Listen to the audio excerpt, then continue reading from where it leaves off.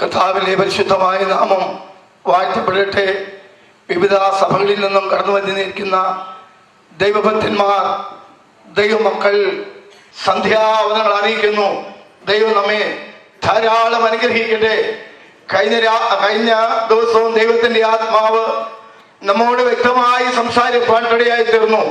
ഇന്ന് രാത്രിയിലും ദൈവത്തിന്റെ ആത്മാവ് നമ്മോട് ശക്തമായി സംസാരിപ്പാൻ, ദൈവത്തിന്റെ ആത്മാവിടെ വ്യാപരിച്ചുകൊണ്ടിരിക്കുവാൻ എല്ലാവരെയും പ്രാർത്ഥനയെ പ്രത്യേകം ചോദിക്കുകയാണ്. പ്രത്യേകം ഇന്ന് രാത്രിയിൽ, നാളെ രാത്രിയിലും ശുശ്രൂഷിക്കുന്ന കർത്താവിന്റെ ഭക്തൻ, കർത്താവിൽ പ്രസിദ്ധനായ റവറൻ തോമസ് മാമയോർത്ത് ദൈവത്തെ സ്തുതിക്കുന്നു. കർത്താവിന്റെ ഭക്തൻ ഇന്ന് രാത്രിയിൽ, നാളെ പകലും നാളെ രാത്രിയിലും ദൈവശക്തമായി ഉപയോഗിപ്പാൻ ദൈവമക്കളുടെ പ്രാർത്ഥനയെ ചോദിക്കുകയാണ്. കർത്താവിന്റെ ഭക്തനെ ദൈവവചന ശുശ്രൂഷയ്ക്കായി പരമേൽപ്പിക്കുന്നു. അത്യുന്നതങ്ങളിൽ ദൈവത്തിന് മഹത്വം. കർത്താവിനാൽ അനുഗ്രഹീതരായ സഹോദരി സഹോദരന്മാരെ, കുഞ്ഞുങ്ങളെ, മാതാപിതാക്കളെ, കർത്താവിൻ്റെ വയലിൽ അധ്വാനിക്കുന്ന അഭിഷിക്തരായ വിവിധ സ്ഥലങ്ങളിൽ സഭകളിൽ പ്രവർത്തിക്കുന്ന കർത്താവിൻ്റെ ദാസന്മാരെ, മനോഹരമായ ഗാനങ്ങൾ പാടുന്ന പ്രിയപ്പെട്ട ഷെക്കൈനായ്സ് വോയിസ്, ഈ ശബ്ദസീമയ്ക്കുള്ളിൽ ശാന്തമായി ഞങ്ങളെ ശ്രദ്ധിക്കുന്ന സഹൃദയരായ നാട്ടുകാരെ, മലങ്കര ക്രിസ്ത്യൻ ചർച്ചിലെ അംഗങ്ങളായ പ്രിയപ്പെട്ടവരെ, എന്നെ ക്ഷണിച്ച കർത്താവിൽ പ്രിയ ദൈവദാസൻ പാസ്റ്റർ കുര്യാക്കോസ്, നിങ്ങൾക്കെല്ലാവർക്കും ധന്യനായ കർത്താവായ യേശു ക്രിസ്തുവിൻ്റെ നിസ്തുല്യ നാമത്തിൽ എൻ്റെ സ്നേഹവന്ദനം.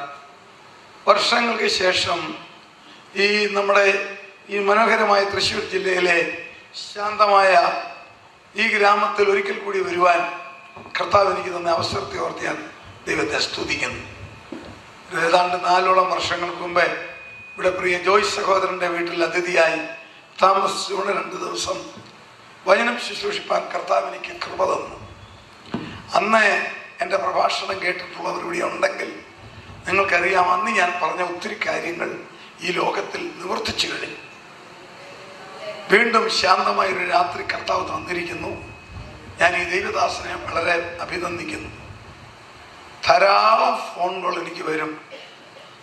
പ്രാർത്ഥനാ വിഷയങ്ങളെ കൺവെൻഷന് വിളിക്കും, സംശയങ്ങൾ ചോദിക്കും, ഇങ്ങനെ നിരന്തരം ഫോൺ വന്നുകൊണ്ടിരിക്കും. എന്നാൽ ഈ ദേവദാസന്റെ ഫോൺ നമ്പർ ഇപ്പൊ കാണാൻ പാടാം. 479 77 112. ഇത് കാണുമ്പോഴേ എനിക്കറിയാം ഇത് വരുന്നത് മരോട്ടിച്ചാലിൽ നിന്നാണ്. ഇന്ന് തന്നെ കുറഞ്ഞത് 7 പ്രാവശ്യം അദ്ദേഹം എന്നെ വിളിച്ചിട്ടുണ്ട്. പല ദിവസങ്ങളും രാവിലെ വിളിക്കും. അദ്ദേഹത്തിന്റെ ആ കൃത്യനിഷ്ഠതയെ ഓർത്ത് ഞാൻ ദൈവത്തെ സ്തുതിക്കുന്നു. വളരെ ശാന്തമായി, എനിക്ക് വളരെ സന്തോഷമുണ്ട്. എന്താ, എൻ്റെ കർത്താവ് എന്നെ ഏൽപ്പിച്ച സബ്ജക്റ്റ് പറയാനുള്ള സമയം ക്രമീകരിച്ച് തന്ന ഗായക സംഘത്തോടുള്ള നന്ദി അറിയിക്കുന്നു. കാരണം പല സ്ഥലങ്ങളും ചെല്ലുമ്പോൾ ദുഃഖം തോന്നും. ധാരാളം പണം ചെലവാക്കി കൺവെൻഷൻ നടത്തും. പക്ഷെ പ്രസംഗിക്കാൻ സമയം 40 മിനിറ്റേ ഇട്ടുള്ളൂ, അല്ലെങ്കിൽ 45 മിനിറ്റ്. ബാക്കി മുഴുവൻ പാടി തീർക്കുക. പാട്ട് വേണ്ടെന്നല്ല. എന്നാൽ ഇവിടെയുള്ള പ്രിയമുള്ളവരും ഇതിൻ്റെ സംഘാടകരും വളരെ തന്മയത്വമായി ബുദ്ധിയോടെ ചെയ്ത് തോർത്തി ഞാൻ ദൈവത്തെ സ്തുതിക്കുന്നു. നമുക്ക് പാട്ട് വളരെ ആവശ്യമാണ്. പാടാത്തവരാരും ഇല്ലല്ലോ. മാലാഖമാർ പാടും, പിന്നെയാണോ നമ്മൾ പാടാത്തത്? Praise the Lord. പാതാളത്തിൽ കിടക്കുന്ന ഗുണം പിടിക്കാത്തതെല്ലാം പാടുന്നു. ശയ്യപ്പങ്ങനെ വായിച്ചാൽ കാണാം, നീ ഞങ്ങളെ പോലെ ആയോ, അവന് പാടുക. Praise the Lord. ഈ ഗുണം പിടിക്കാത്തവൻ പാതാളത്തിൽ ചെല്ലുമ്പം അവിടെ സ്വീകരണം അങ്ങനെ, നീ ഞങ്ങളെ പോലെ ആയോ. അപ്പൊ എല്ലാവരും പാടും. നമുക്ക് പാട്ട് ആവശ്യമെങ്കിലും കൃത്യനിഷ്ഠ ഒരുക്കുന്ന ഓർത്ത് ദൈവത്തെ സ്തുതിക്കുന്നു. വളരെ ശാന്തമായ രീതിയിൽ ചിന്തിക്കാൻ ഏറ്റവും ഗൗരവമുള്ള വിഷയങ്ങളാണ് എനിക്ക് ഇന്നും നാളെ ചിന്തിക്കുവാനുള്ളത്. നിങ്ങൾ ദയവായി സഹകരിക്കുക. ഇന്ന് രാത്രി നമുക്ക് ചിന്തിക്കുവാൻ വിശുദ്ധ യോഹന്നാന്റെ സുവിശേഷം 9-ാം അധ്യായം 4-ാമത്തെ വാക്യത്തിലേക്ക് നിങ്ങളുടെ ശ്രദ്ധയെ ഞാൻ തിരിക്കുന്നു. യോഹന്നാന്റെ സുവിശേഷം 9-ാം അധ്യായം 4-ാം വാക്യം. എന്നെ അയച്ചവന്റെ പ്രവൃത്തി പകൽ ഉള്ളിടത്തോളം നാം ചെയ്യേണ്ടതാകുന്നു. അടുത്ത വാക്യം. ആർക്കും പ്രവർത്തിച്ചുകൂടാത്ത രാത്രി വരുന്നു. ജന്മനാൽ കുരുടനായ ഒരു അന്ധനെയും കൊണ്ട് കർത്താവിന്റെ ഒരിക്കൽ ബന്ധപ്പെട്ടവർ വന്നു. അന്നത്തെ കാലത്തെ ഒരു മിഥ്യാ ചിന്തയാണ് അംഗവൈകല്യം വരുന്നത് ശാപമാണ്. അതുകൊണ്ട് ശിഷ്യന്മാർ ചോദിച്ചു, ഇവനാണോ കുഴപ്പക്കാരൻ, നിന്റെ അപ്പനോ അമ്മയാണോ?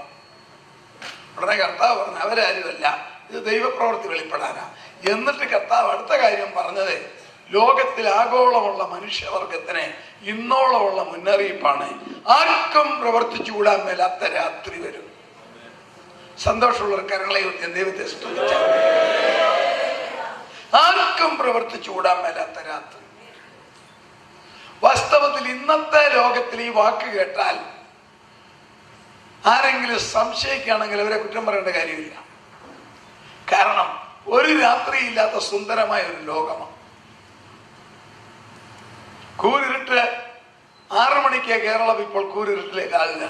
എന്നിട്ടും നോക്കിയ ഈ ഓഡിറ്റോറിയം എല്ലാം ട്യൂബ് ലൈറ്റുകളും ഭയങ്കരമായ ലൈറ്റുകളും വെച്ച് പ്രകാശിപ്പിക്കുക. അതിശക്തമായ വോൾട്ടേജാണ് ഈ 2 ബൾബ്. അപ്പോൾ ഇത് രാത്രിയാകുമോ? ലോകം മുഴുവൻ ഹാലോജൻ ലൈറ്റുകളും സോഡിയം വേപ്പർ വിളമ്പുകളും വൈദ്യുതിയും സോളാർ ലൈറ്റും കൊണ്ട് ഇങ്ങനെ തിളങ്ങുമ്പം ഇവിടെ നിന്നുകൊണ്ട് പ്രസംഗിക്കുക, ആർക്കും പ്രവർത്തിച്ചു കൂടാൻ മേലാത്ത രാത്രി വരുമോ? മനുഷ്യവർഗത്തിന് ലഭ്യമായ തെളിവുകൾ 6000 വർഷത്തെ ചരിത്രമേ ഉള്ളൂ.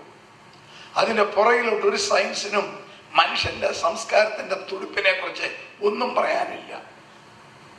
6000 വർഷം മുതലുള്ളതായ മാനുഷിക സംസ്കാരം കണ്ടുപിടിച്ചു. അത് തന്നെയാണ് നമ്മുടെ കയ്യിലിരിക്കുന്ന തിരുവെഴുത്ത് പറയുന്നത്.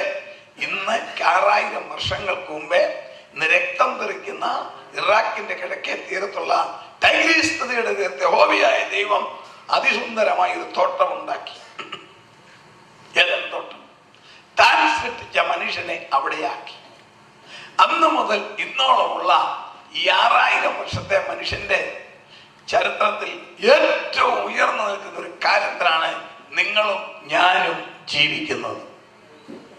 ഈ കാലത്തിന്റെ പേരാണ് സുവർണ യുഗം ലോകപ്രകാരം, അഥവാ ടെക്നോളജിക് ഏജ്.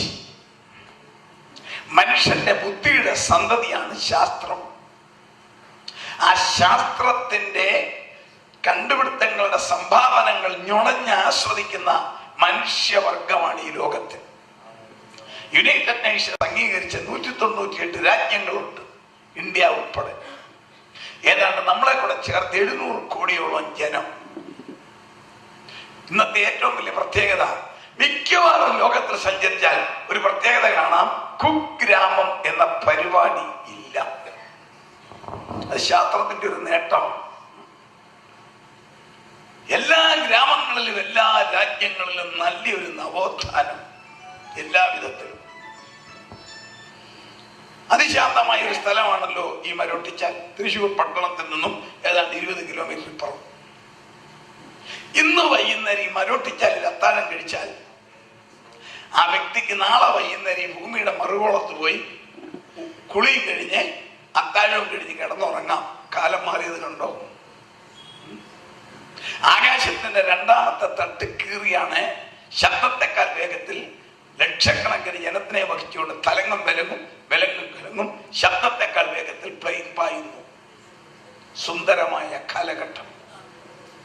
മനുഷ്യവർഗത്തിന് എന്തെല്ലാം വേണമോ അതെല്ലാം. അതിന് പറഞ്ഞൊരു വാക്കുണ്ട്, ഗ്രാമത്തിൽ ശരിക്കും മനസ്സിലാകത്തില്ലെങ്കിൽ നിങ്ങൾക്ക് ഞാൻ പറയും മനസ്സിലാകും. ഇന്നത്തെ ലോകത്തെ കുറിച്ച് ഒരു പേരുണ്ട്, കേൾക്കണമോ? World on finger tip. ലോകം വിരൽ തുമ്പിൽ. വിരൽ കൊണ്ട് ഞെക്കിയാൽ എല്ലാ സാധനവും വീട്ടിൽ വരും. ആ വിധത്തിലെ ബാറ്ററി മുതൽ എയർ ടിക്കറ്റ് വരെ വിരൽ കൊണ്ട് ഞെക്കിക്കഴിയുമ്പോൾ വീട്ടിൽ വരുന്ന സംവിധാനം. അതിന് പറയുന്ന പേരാണ് വേൾഡ് ഓൺ ഫിംഗർ ടിപ്പ്, അഥവാ ഓൺലൈൻ ബിസിനസ്. അത്ര ഭയങ്കരമാണ്. നിങ്ങൾ കൊച്ചിയിൽ ചെന്നാൽ കാണാം, അല്ലെ ബാംഗ്ലൂരിൽ നല്ല ചെറുപ്പക്കാരായ യുവതികളും യുവാക്കന്മാരും അവർ ജോലി ചെയ്യുന്നത് കൊച്ചിയിലും ബാംഗ്ലൂരിലും ഒരു ഓഫീസിലിരുന്ന്. പക്ഷെ ചെയ്യുന്ന ആരുടെ കാര്യമാണെന്നറിയാവോ? യൂറോപ്പിലെ അമേരിക്കയിലെ കമ്പനിയുടെയും ആശുപത്രിയുടെയും ബിസിനസിന്റെയും കാര്യം ഇവിടെ നടക്കുന്നത്. സ്തോത്രം. അവിടെ ആ കമ്പനി യൂറോപ്പിലാ ഹോസ്പിറ്റൽ ന്യൂയോർക്കിലാണ്, ഓപ്പറേഷൻ നടക്കുന്നത് യൂറോപ്പിലാണ്, പക്ഷെ സംഗതി നടക്കുന്ന കൊച്ചിയിലും ബാംഗ്ലൂരിലും. അവിടെ ഇരിക്കുന്ന സഹോദരന്മാരാണ് കമ്പ്യൂട്ടറിൽ കൂടെ ചെയ്യുന്നത്. സംഗതി എല്ലാം അവിടെ കൊടുക്കുന്നത്. ഓരോ രോഗിയുടെ മരുന്നിന്റെ കണക്ക് വരെ ഇവിടെ നിന്ന് ചെല്ലും. അതാണ് ലോകം വെറും കൈക്കൊമ്പിളിലായത്. പരിഷ്കാരം കണ്ടോ? ഈ മരോട്ടിച്ചാലിലെ ശാന്തമായി ഈ ഗ്രാമത്തിൽ റബ്ബർ തോട്ടത്തിനിടയിൽ താമസിക്കുന്ന വീട്ടിലെ അപ്പച്ചൻ വൈകിട്ട് 8:15 ചാരികസനോട് ചാരിക്കിടന്ന് 14 ഇഞ്ച് നീളമുള്ള സ്ലേറ്റ് പോലൊരു സാധനം എടുത്ത് നെഞ്ചത്തോട്ട് വെച്ച് അമർത്തുമ്പോൾ കുവൈറ്റിലോ അമേരിക്കയിലോ ഓസ്ട്രേലിയയിലോ കൊച്ചുമക്കളെ കണ്ട് കിന്നാരം പറയുന്ന സിസ്റ്റം ഇല്ലേ? നിങ്ങൾ കണ്ടിട്ടില്ലേ? ലോകം കണ്ടോ? പുരോഗതി. കൊച്ചിയിലെ ഒരു ഹോസ്പിറ്റലിൽ ഗർഭിണിയായ ഒരു പെൺകുട്ടിയുടെ ഗർഭസ്ഥ ശിശുവിന്റെ പൊസിഷൻ അപകടമുണ്ടോ എന്ന് മനസ്സിലാക്കാൻ ഡോക്ടർ സ്കാൻ ചെയ്ത് നോക്കുമ്പോൾ തത്സമയം കുവൈറ്റിലെ അബ്ബാസിയായി ഇരുന്നു കൊണ്ട് സ്വന്തം കമ്പ്യൂട്ടറിൽ ആ കുഞ്ഞിനെ കണ്ട് രസിക്കുന്ന പെൺകുട്ടിയുടെ ഭർത്താവ്. അതാണ് ലോകമെന്ന്. എല്ലാ വിധത്തിലും ഒരു വലിയ പരിഷ്കാരം, വലിയ സ്പീഡിലാണ് പരിഷ്കാരം.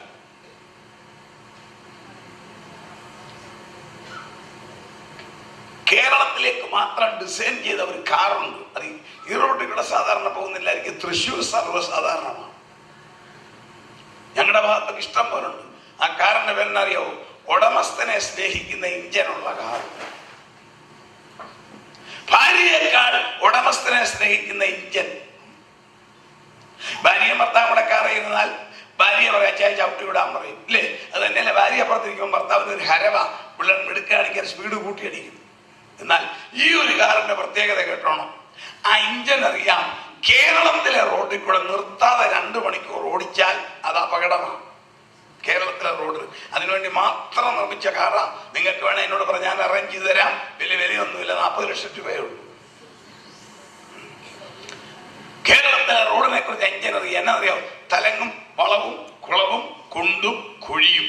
പിന്നെ ഒരു തത്വദീക്ഷയില്ലാതെ നേരെ വരുന്ന ബസ്, കുറുകെ ചാടുന്ന ഓട്ടോ, തിരിച്ചു ചാടുന്ന പട്ടി, നടുക്ക് നിൽക്കുന്ന അപ്പച്ചൻ, സൈഡിൽ കയറി വരുന്ന അമ്മച്ചി. ഇത്രയും വെട്ടിച്ച് 2 മണിക്കൂർ ഓടിക്കുക എന്ന് പറഞ്ഞാൽ ഇഞ്ചൻ അറിയാം ഇത് അപകടമാണ്. അങ്ങനെ ആ പ്രത്യേക കാർ 2 മണിക്കൂർ നിർത്താതെ ഓടിച്ചു കഴിഞ്ഞാൽ കാർ ഓടിക്കുന്ന ആളിന്റെ സ്റ്റിയറിംഗിന്റെ താഴത്തെ ഡാഷ്ബോർഡിൽ ഒരു കപ്പശാസ്ത്രന്റെ പടം തെളിയും. അതിന്റെ അർത്ഥം അച്ചായൻ ക്ഷീണിച്ചെന്ന് എനിക്ക് മനസ്സിലായി, ഇനി നിർത്തി ഒരു കപ്പ് കാപ്പി കുടിച്ചിട്ട് ഓടിച്ചാൽ മതി, അല്ലേ അപകടം. ഭാര്യയ്ക്ക് സ്നേഹമുണ്ടോ?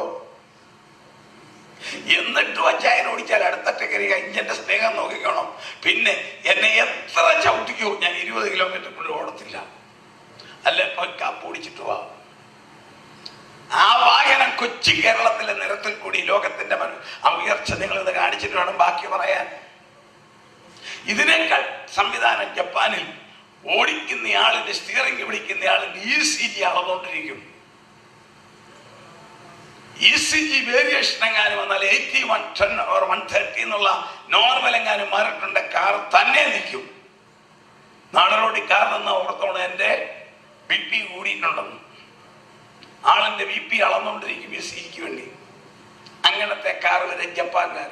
ഇനി സഹോദരിമാർക്ക് വളരെ സന്തോഷമുള്ള സംഭവം, ഒരു വാർത്ത 5 ദിവസം അയാൾ കണ്ടുപിടിച്ചിട്ട് അതെങ്ങാനും കിട്ടിയാൽ നിങ്ങളെല്ലാവരും ഏത് വില കൊടുത്ത് വീട്ടിൽ മേടിക്കും. 5 ദിവസമായുള്ളൂ. അത് ആ മാർക്കറ്റിലോട്ട് പോലും വന്നിട്ടില്ല. ജപ്പാൻകാർ കണ്ടുപിടിച്ചതാ. ഈ സഹോദരിമാരെ പിടിക്കുന്നവരല്ല ഈ പാചകത്തിന്റെ പരിപാടി TV കൂടെ കാണത്തില്ലേ? ഒരു സുന്ദരി നല്ലപോലെ ഡ്രസ്സൊക്കെ ചെയ്തത് ഇല്ലേ? ആ ഇറച്ചി, മീന്, സാമ്പാറൊക്കെ ഉണ്ടാക്കുന്ന പുതിയ മോഡൽ TV കാണിക്കുമ്പോൾ നിങ്ങൾ ഇങ്ങനെ നോക്കിയിരിക്കുക. കൊച്ചിന് പാല് പോലും കൊടുക്കുകയില്ല തരും അല്ലേ? ഇത് കണ്ടുകൊണ്ടിരിക്കും. ഒരു നല്ല സുന്ദരി, ആ നല്ല പുതിയ ഫാഷനുള്ള കിച്ചൺ, സ്റ്റൗവ് അതിലൂടെ കയറ്റി വെക്കുന്നു, ഇറച്ചി മീനെ പ്രത്യേക വിധത്തിൽ വറക്കുന്നു അല്ലേ? എല്ലാം കഴിഞ്ഞ് കോരി വെക്കുന്നു. ആരുടെ നാക്കാലാണ് അതിന് പോരാത്തത്? ഇതായി പുതിയ കണ്ടുപിടുത്തം. ഒരു പുതിയ മെഷീനുണ്ട്, വളരെ ചെറുതാ, 4 തീപ്പെട്ടിയുടെ വലിപ്പമേ ഉള്ളൂ. ഇനി സഹോദരിമാര് മടിയിൽ അത് വെച്ചോണ്ട് വേണം ഇത് കാണാനെന്ന്. ഇത് കണ്ടു കഴിഞ്ഞാൽ പാചകൻ TV-യിൽ പൂർണ്ണമായി കഴിഞ്ഞാൽ ഉടൻ മടിയിലിരിക്കുന്ന കൊച്ചു തീപ്പെട്ടി പോലുള്ള മെഷീന്റെ പച്ച ലൈറ്റ് തെളിഞ്ഞാൽ ഉടൻ അതിനെടുത്ത് നാക്കിലോട്ട് അമർത്തിത്തു. നാക്കുകൊണ്ട് അത് നക്കിയാൽ മതി. ആ TV കണ്ട ഭക്ഷണത്തിന്റെ സെയിം രുചി നാക്കില്. ആരാ മേടിക്കാതെ? എനിക്കറിയാമല്ലോ. എന്നാ വിറ്റായാലും മേടിക്കലേ, ഞാനാണേ മേടിക്കും. അതുവരെ വെളിയിൽ ഇറക്കി കഴിഞ്ഞു. ലോകത്തിന്റെ പുരോഗതി. ഈ ലോകത്തിന് വല്ലാത്ത ഇരുട്ട് വരുമോ? എല്ലാത്ത ഇരുട്ട് വരുമോ? എന്തെല്ലാം കണ്ടുപിടുത്തങ്ങൾ! പഴയ കാലത്ത് അവയവങ്ങൾ പറിച്ചു നടന്നത് പടിഞ്ഞാറൻ രാജ്യത്ത് മാത്രമേ ഉള്ളൂ. അമേരിക്കയിലും യൂറോപ്പിലൊക്കെ കിഡ്നി, ലിവറ്, ഹാർട്ടൊക്കെ മാറ്റി വെക്കുമായിരുന്നു. അന്നൊക്കെ നമ്മളെ പേപ്പറിൽ കണ്ടതേ ഉള്ളൂ. നമ്മുടെ മലയാളികളായിട്ടുള്ള പലരും നല്ല ധനവാന്മാർ കിഡ്നി മാറ്റിവെക്കാൻ, ലിവർ മാറ്റിവെക്കാൻ, ഹാർട്ട് മാറ്റിവെക്കാൻ ലക്ഷങ്ങളല്ല കോടിക്കണക്കിന് രൂപ ചെലവാക്കി അമേരിക്കയിൽ, ഇംഗ്ലണ്ടിൽ പോയി വന്നിട്ടുണ്ട്. ഇന്ന് അതെല്ലാം മാറി കൊച്ചി കേരളത്തിലെ ഗ്രാമങ്ങളിൽ പോലും അവയവങ്ങൾ മാറ്റിവെക്കുന്നു. തീരെ കുറഞ്ഞ് നിങ്ങളുടെ അടുത്തുള്ള തൃശ്ശൂർ പട്ടണത്തിൽ എൻ്റെ അറിവ് ശരിയാണെങ്കിൽ അവയവങ്ങൾ മാറ്റിവെക്കുന്ന 5 ഹോസ്പിറ്റലുണ്ട്. ആ വിധത്തിൽ വളരെ അനുഗ്രഹിക്കപ്പെട്ടു. എന്നാൽ ഇത് നവംബർ 7 മാസം കഴിഞ്ഞ് ഒരു അവയവം മാറ്റിവെക്കാൻ പോകുന്നു. വൈദ്യശാസ്ത്രവും ഡോക്ടർമാരും ആകാംക്ഷയോടെ നോക്കുന്നു. അതെന്തായിത്തീരുമെന്ന് ഞാനും വളരെ നോക്കിയിരിക്കുക. 2017 ജൂണിൽ ഒരവയവം മാറ്റിവെക്കൽ നടക്കാൻ പോകുന്നു. ഇവിടെയൊന്നുമല്ല, ഇറ്റലിയിൽ ഒരു പ്രസിദ്ധനായ സർജൻ, അദ്ദേഹത്തിന്റെ പേര് ഡോക്ടർ സാരിഗോ കോണവറോ. അദ്ദേഹം നടത്താൻ പോകുന്ന അവയവം മാറ്റിവെക്കൽ കേട്ടോണം, ഹെഡ് ട്രാൻസ്പ്ലാന്റേഷൻ. കിഡ്നി ലിവറും അല്ല, തല മാറ്റിവെക്കുമെന്ന്. എന്ന് പറഞ്ഞാൽ അച്ചാമ്മയുടെ തല വെട്ടിക്കളഞ്ഞ് പകരം ചാക്കോച്ചന്റെ തല തുന്നിച്ചേർക്കും. വെറുതെ അല്ല, അതിന്റെ ഡെമ്മി നടത്തി വിജയിച്ച് അദ്ദേഹത്തെ കാണിച്ചപ്പോൾ ഒരു പെൺകുരങ്ങന്റെ തല വെട്ടിക്കളഞ്ഞിട്ട് പകരം ഒരു ആൺകുരങ്ങന്റെ തല തുന്നിച്ചേർത്ത് അത് നല്ലപോലെ തത്തി പുള്ളിയുടെ ഓഫീസിൽ കൂടെ കളിച്ചുകൊണ്ട് നടക്കുന്നു. അപ്പോൾ പറയുന്നു 2017 ജൂണിൽ ഞാൻ തല മാറ്റിവെക്കും. തല കൊടുക്കാൻ ഒരാൾ തയ്യാറായി വന്നിരിക്കുന്നു. കമ്പ്യൂട്ടറുമായിട്ട് ഇങ്ങനെ ഇരുന്നിരുന്ന് തല മുഴുവൻ പോയ ഒരു റഷ്യൻ എഞ്ചിനീയർ പറഞ്ഞു, എന്റെ തലയെടുത്ത് കളഞ്ഞേരെ പകരം ഒന്ന് വെച്ചതാ. വെറും 8 മാസമേ ഉള്ള പരിപാടി നടക്കാൻ പോകുന്നു. അപ്പൊ വൈദ്യശാസ്ത്രവും ഡോക്ടർമാരുടെ നോട്ടറിയാവൂ, ഇത് ചെയ്താൽ അച്ചാമ്മയുടെ തല വെട്ടിക്കളഞ്ഞ് പകരം ചാക്കോച്ചന്റെ തല വെച്ചാൽ ആ ശരീരത്തിന് അച്ചാമ്മയുടെ സ്വഭാവമാണോ ചാക്കോച്ചന്റെ സ്വഭാവമാണോ? ഇതാണ് വൈദ്യശാസ്ത്രത്തിന് അറിയേണ്ടത്. അത്രമേൽ കണ്ടുപിടുത്തം. നമുക്കങ്ങോട്ട് വിശ്വസിക്കാൻ സാധിക്കാത്ത രീതിയിലാണ് ശാസ്ത്രത്തിന്റെ വളർച്ച. എല്ലാ തരത്തിലും ഒരുപാടുണ്ടെങ്കിൽ ഞാൻ അവിടെ നിർത്തട്ടെ. എന്നാൽ രാത്രി വരുമോ നിങ്ങൾ നോക്കിക്കോണം. ഇനി ഞാനൊരു മറുവശം നിങ്ങളെ കാണിക്കാം. ഇതെല്ലാം ഈ ലോകത്തിന്റെ നല്ല ഒത്തിരി കാര്യങ്ങൾ, ഇങ്ങനെ ഒരുപാട് കാര്യങ്ങളുണ്ട്. ഒരുപാട് കാര്യങ്ങൾ. ആന്റിബയോട്ടിക് ചുരത്തുന്ന പശു ഇറങ്ങാൻ പോകുന്നു. അതിന്റെ പേരാ ട്രാൻസ്ജനിക് കൗ. അത് ആന്റിബയോട്ടിക്കാ ചുരത്തുന്നത്. ഒരു മെഡിക്കൽ സ്റ്റോറിലും പോകണ്ട, അതിന്റെ പാൽ ഒരു തുളം കുടിച്ചാൽ മതി, സകല ഇൻഫെക്ഷനും പോകുമെന്ന് അവർ അവകാശപ്പെടുന്നു. ഇങ്ങനെ ഒത്തിരി കാര്യങ്ങൾ. എന്നാൽ ഇതിനൊരു ഭയങ്കരമായ മറുവശം നിങ്ങൾ നോക്കിക്കോ. ലോകം അത് കാണുന്നില്ല. ഭീതിയും ഭയവും നിറഞ്ഞു നിൽക്കുന്ന അന്തരീക്ഷം. തീവ്രവാദികൾ പിടിച്ചെടുത്ത ലോകത്തിന്റെ പട്ടണങ്ങൾ, അവരെ തടയാൻ ശക്തിയുള്ള ഒറ്റ ഗവൺമെന്റ് ലോകത്തിൽ ഇന്നില്ല. ശരിയാണോ? സമാധാനം ആർക്കുണ്ട്? നല്ല സുന്ദരമായ വീടുകളും തലമുറകൾക്കുള്ള സ്വത്തുക്കളും എല്ലാം ഉണ്ടായിരിക്കാം. പക്ഷെങ്കിൽ ആർക്കുണ്ട് സമാധാനം? ദൈവമക്കൾക്കല്ലാതെ ആർക്കെങ്കിലും സമാധാനമുണ്ടോ? ഉറങ്ങാതെ മനുഷ്യൻ വിഷമിക്കുന്നു. ഈ ലോകം രോഗികളുടെ ഒരു കൂടാരമായി അതിമാരകമായ രോഗങ്ങൾ, സിക്ക വൈറസ്, ഇബോള കയറി വരുന്നു. മനുഷ്യനിൽ എന്തോ ഭയങ്കര മാറ്റം. അവന്റെ സ്വഭാവം മാറി. ആത്മാർത്ഥത നഷ്ടപ്പെട്ട ഒരു പുതിയ തലമുറ.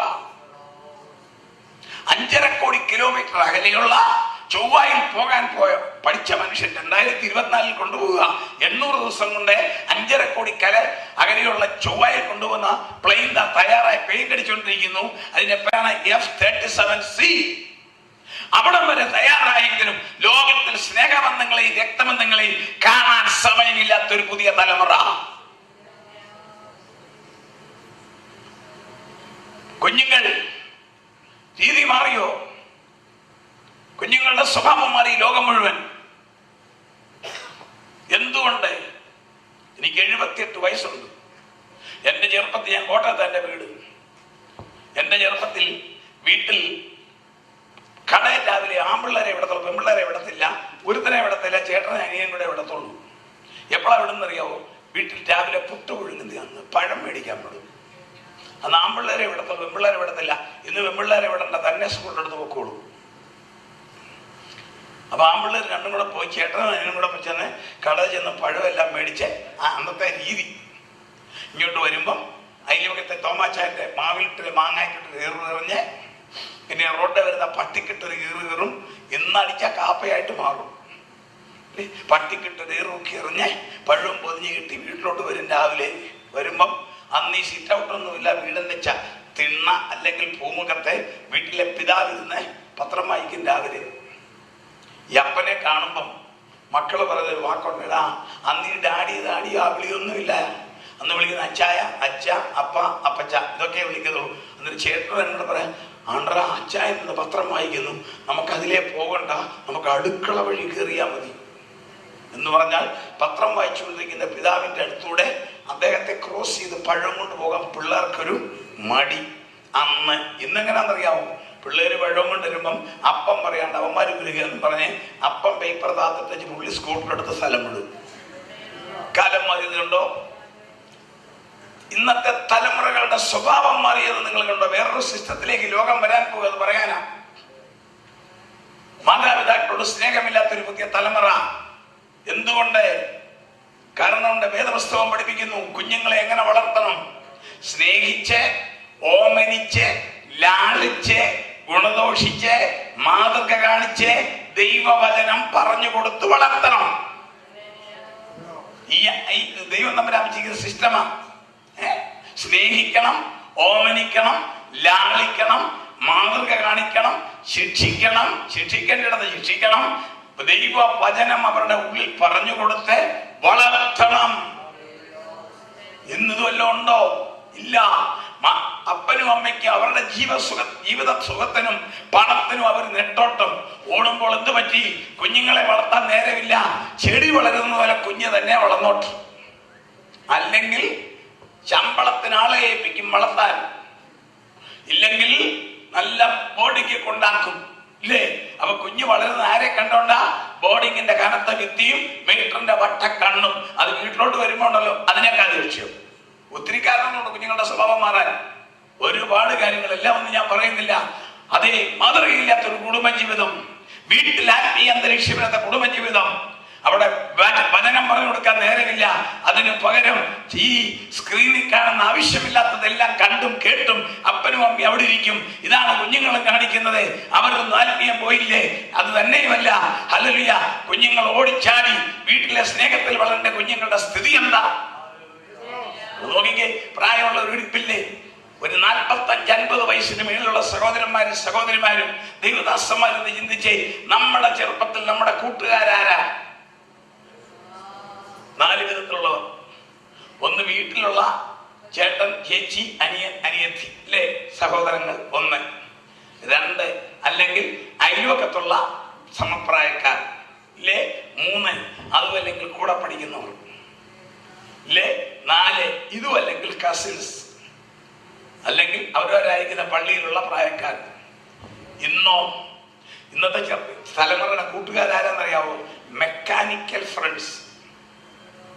ഇന്നത്തെ തലമുറയുടെ കൂട്ടുകാരുടെ പേരാണ് അന്നമ്മ, ചാക്കോച്ച, ഫിലോമിന, റോസമ്മ, ലൗലി എന്നൊന്നുമല്ല. ഇന്നത്തെ തലമുറയുടെ കൂട്ടുകാരുടെ പേര് കേട്ടോളം. ഇമെയില്, വാട്സപ്പ്, നിങ്ങൾക്കറിയാവുന്ന Facebook, email, WhatsApp, TV, mobile, ഇതല്ലേ കൂട്ടുകാർ?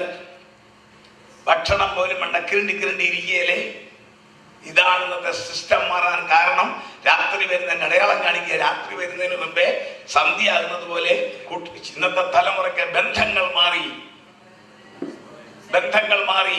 അവർക്ക് ആത്മീയ കാര്യങ്ങളെ കുറിച്ച് കേൾക്കാൻ സമയമില്ല, താല്പര്യമില്ല, പറയാൻ ആളില്ല. അവർക്ക് മറ്റു കാര്യങ്ങൾ കേൾക്കാനും അലങ്കരിക്കാനും സമയം. അടുത്ത നോക്കിയേ, കുടുംബ ജീവിതം ക്രൈസ്തവ ലോകത്തിൽ തകരുന്നു. തലതാത്ത് പിടിച്ചാ ഞാൻ പറയുന്നത്. കേരളത്തിലെ സകല ജില്ലകളിലും ഉള്ള കുടുംബ കോടതിയിൽ ചെന്നാൽ നിൽക്കുന്ന ക്യൂ ക്രിസ്ത്യാനികളുടെ. എന്തിന്? ഏതോ പള്ളിയിലോ ഹോളിലോ ദൈവം കൂട്ടിച്ചേർത്തതിനെ മനുഷ്യർ വേർപിരിക്കുന്ന കൂട്ടിച്ചേർത്തത് നീക്കിയ ഞങ്ങളെ ഒന്ന് വേർപെടുത്തിത്താ. എവിടെ നിൽക്കുന്ന ലോകം? ഇനിയും അടുത്ത നോക്കിയ തകർന്നു. വിവാഹമില്ലാത്ത കുടുംബ ജീവിതം. തിരുവചനം നമ്മളെ പഠിപ്പിക്കുന്നത് പ്രായപൂർത്തിയായ ഒരു പുരുഷൻ പ്രായപൂർത്തിയായ ഒരു സ്ത്രീയെ വിവാഹം കഴിച്ച് ഭാര്യയും ഭർത്താവുമായി ജീവിച്ച് അതിൽ കുഞ്ഞുങ്ങൾ. ഇന്നത്തെ സിസ്റ്റം നിങ്ങൾക്ക് കേൾക്കണമോ? ഫാമിലി ലൈഫ് വിത്തൗട്ട് മാരേജ് തുടങ്ങിക്കഴിഞ്ഞു. പടിഞ്ഞാറൻ രാജ്യം മുതൽ ഇന്ത്യ വരെ വന്നു കഴിഞ്ഞു. ഭാര്യയും ഭർത്താവും അല്ല, ഒന്നിച്ച് താമസിക്കുന്നു. കോടതികൾ പറയുന്നു അവരെ ഭാര്യയും ഭർത്താവുമായി അംഗീകരിച്ചോളാൻ. കോടതികളും പറയുന്നത് ഒരു സ്ത്രീയും പുരുഷനും ഒന്നിച്ച് കുറച്ചാൾ താമസിക്കുന്ന കണ്ടാൽ അവരെ ഭാര്യയും ഭർത്താവുമായി അംഗീകരിക്കുന്നതിന് ഒരു തെറ്റുമില്ല. ഇനി അടുത്തത് കേട്ടോണം. പടിഞ്ഞാറൻ സ്ഥലത്ത് നിന്ന് ഇങ്ങോട്ട് വരുന്നു, ഇവർക്കൊരു പുതിയ പേര്. കൂടെ നടക്കുന്ന ആരാണ്? ഭർത്താവല്ല, ഭാര്യയല്ല, അതൊന്നുമല്ല. കേൾക്കണോ പേര്? പാർട്ട്ണർ, പങ്കാളി. പങ്കാളി, ഹസ്ബൻഡ് അല്ല, വൈഫല്ല, പാർട്ട്ണർ എന്ന് പറഞ്ഞാൽ തൃശ്ശൂരിൽ നിന്നും പാലക്കാട്ടിന് പോയ വഴിക്ക് വടങ്ങാച്ച വഴി കിട്ടി, ഇടയ്ക്കിട്ടു പോകാം, ആരും ചോദിക്കത്തില്ല, ഒരു സ്വത്തും കൊടുക്കണ്ട. അങ്ങനെ ഒരു സിസ്റ്റം. കുടുംബജീവിതം തകർന്നു. ആത്മഹത്യ പ്രവണത വർദ്ധിക്കുന്നു. മാനസിക രോഗികൾ എല്ലാ ഗ്രാമങ്ങളിലും വർദ്ധിക്കുന്നു. മനുഷ്യർ തൃപ്തിയില്ലാതെ മുന്നോട്ട് പോകുന്നു. രാത്രി വരുമോ? സമൂഹത്തിൽ പണം കയ്യിലുണ്ട്, പക്ഷെങ്കിൽ ഒന്നിനും ഒരു സ്വസ്ഥതയുമില്ല. മറുഭാഗത്ത് എല്ലാം അനിശ്ചിതത്വം എല്ലാ രാജ്യങ്ങളിലും. ഇന്നൊക്കെ 10-14 ദിവസം മുമ്പ് നവംബർ അനിശ്ചിതത്വത്തിന്റെ ശരിയായിട്ടുള്ള തെളിവ് അനുഭവിക്കുന്നവരാ നമ്മള്. നവംബർ 8-ാം തീയതി രാത്രി 8 മണിക്ക് ഇന്ത്യൻ പ്രധാനമന്ത്രി മിസ്റ്റർ നരേന്ദ്രമോദി രാജ്യത്തോട് പ്രക്ഷോഭണം ചെയ്ത് കഴിഞ്ഞപ്പോൾ ഇന്ത്യക്കാരന് ഏറ്റവും വിലയുള്ള 1500 നോട്ടിന് ഇന്ന് ചോക്ലേറ്റ് കടലാസിന്റെ വിലയില്ല. അനിശ്ചിതത്വത്തിനുണ്ടോ? ഏറ്റവും വലിയ വിലയുള്ള തുകയായിരുന്നു 1000 നോട്ട്. ഇന്നോ ചോക്ലേറ്റ് കടലാസിന്റെ വിലയില്ല. ഇന്നത്തെ പത്രത്തിലൂടെ ഞങ്ങളുടെ കോട്ടയം ജില്ലയിലെ വാർത്ത, ഒരു കള്ളൻ ഒരു വീട്ടിൽ കയറി അവർ പള്ളിയിലേക്ക് പ്രാർത്ഥിക്കാൻ പോയപ്പോഴാണ് അവിടെ 1000 കെട്ടിൽപ്പുണ്ട്, 500 കെട്ടിൽപ്പുണ്ട്. അത് തൊട്ടുപോലും ഇല്ല. 20 ഒരു കെട്ടിലെടുത്തുണ്ടാവും പോയത്. 1500 കെട്ടവൻ അതുപോലെ വെച്ചിട്ട് അതിന്റെ അടിയിലിരുന്ന 20 ചുമന്നൊരു കെട്ടുണ്ടല്ലോ, അതിലെടുത്തുണ്ടാവും പോയത്. അവനും വേണ്ടതായി. അനിശ്ചിതത്വം ലോകം മുഴുവൻ. രാജ്യങ്ങളിൽ ഭരണതലത്തിലെല്ലാം അഴിമതിയുടെ കറ പിടിച്ച മണം. ശരിയാണോ? ടിവിയും പത്രവും വായിക്കാൻ നമുക്ക് മടിയല്ലേ? സന്മാർഗികത മരിച്ചതിന്റെ ദുർഗന്ധം വമിക്കുന്ന വാർത്തകൾ. ലോകത്തിൽ ഏറ്റവും കോടിക്കണക്കിന് പണം ഡോളർ ഒഴുകുന്ന ബിസിനസ് കമ്പ്യൂട്ടർ ബിസിനസ് ഒന്നുമല്ല, മയക്കുമരുന്ന് ബിസിനസ്. അതൊരു വലിയ ലോബിയാണ് ലോകം മുഴുവൻ. മയക്കുമരുന്ന് കലാലയങ്ങളുടെ വാതുക്കൽ മുതൽ ദേവാലയങ്ങളുടെ വാതുക്കൽ വരെ നിൽക്കുന്ന ലോബികൾ ഇറങ്ങിക്കഴിഞ്ഞു. മയക്കുമരുന്ന് ബിസിനസ്. രാഷ്ട്രീയ ഗോളത്തിൽ അട്ടിമറി. എന്തോ ഏതോ വലിയൊരു അപകടത്തിന്റെ മണിമുഴക്കമല്ലേ ഇതെല്ലാം. അപ്പോൾ ഈ ഭൂമിയെ നോക്കി നിന്നെ ഞാൻ ചുട്ടുകത്തിക്കുന്ന വൈരാഗ്യത്തിൽ ഇറങ്ങിയിരിക്കുന്ന സൂര്യൻ, അവന്റെ കോപത്തിന് സയൻസ് ഇട്ടിരിക്കുന്ന പേരാണ് ഗ്ലോബൽ വാർമിംഗ്, ആഗോളതാപനം. ആരോ അടിത്തറ ഇളക്കിയതുപോലെ അല്ലെങ്കിൽ കഴിഞ്ഞ അടിപ്ലേറ്റ്. കേട്ടോണം, ശാസ്ത്രലോകം ഇപ്പം ബൈബിളിലോട്ടാണ് നോക്കുന്നത്. കാരണം ഇന്ന് വരെ അവരുടെ അറിവിൽ ഭൂമി ഉരുക്കം എന്ന് പറയുന്നത് 7 ഭൂഖണ്ഡം ഭൂമിക്ക് നിങ്ങൾക്കറിയാം. 7 ഭൂഖണ്ഡം, കോണ്ടിനെന്റ് എന്ന് ഇംഗ്ലീഷിൽ പറയും. Europe, Asia, Africa, Australia, Antarctica, വടക്കൻ അമേരിക്ക, തെക്കൻ അമേരിക്ക. ഈ 7 ഭൂഖണ്ഡത്തിന്റെ അടിയിൽ ഓരോ പ്ലേറ്റ് ഉണ്ട്. അതിന് പറയുന്ന മലയാളം പേരാണ് ഭൗമപാളി, ഇംഗ്ലീഷ് എർത്ത് പ്ലേറ്റ്. അതിന്റെ മേളിലാണ് ഈ 7 ഭൂഖണ്ഡം. ഇത് സയൻസ് കണ്ടുപിടിച്ചിട്ട് വെറുതെ 80 വർഷമേ ഉള്ളൂ. ബൈബിളിൽ പണ്ടേ എഴുതിയിട്ടുണ്ട് 104 സങ്കീർത്തനം 4-ാം വാക്യം, അവൻ ഭൂമിയെ അതൊരിക്കൽ വിളകിപ്പോകാതെ വണ്ണം അതിന്റെ അടിസ്ഥാനത്തിൽ സ്ഥാപിച്ചിരിക്കുന്നു. കരങ്ങളെ സ്തുതിച്ച്. ആ എർത്ത് പ്ലേറ്റ് നീളമുള്ള പ്ലേറ്റിന്റെ പേരാണ് ഏഷ്യ പ്ലേറ്റ്. 15,000 കിലോമീറ്റർ. അതിങ്ങോട്ട് വന്ന് ഹിമാലയത്തിന്റെ അടിയിൽ നിൽക്കുന്നു.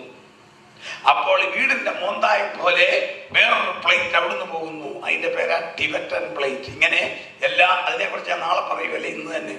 ഇങ്ങനെ 2 പ്ലേറ്റ് ചേർന്നതിന്റെ മേളിലാണ് ഒരു ഭൂഖണ്ഡം. ലോക സൃഷ്ടിപ്പ് മുതൽ ഇന്ന് വരെ ഉണ്ടായ ഭൂഖണ്ഡങ്ങളിൽ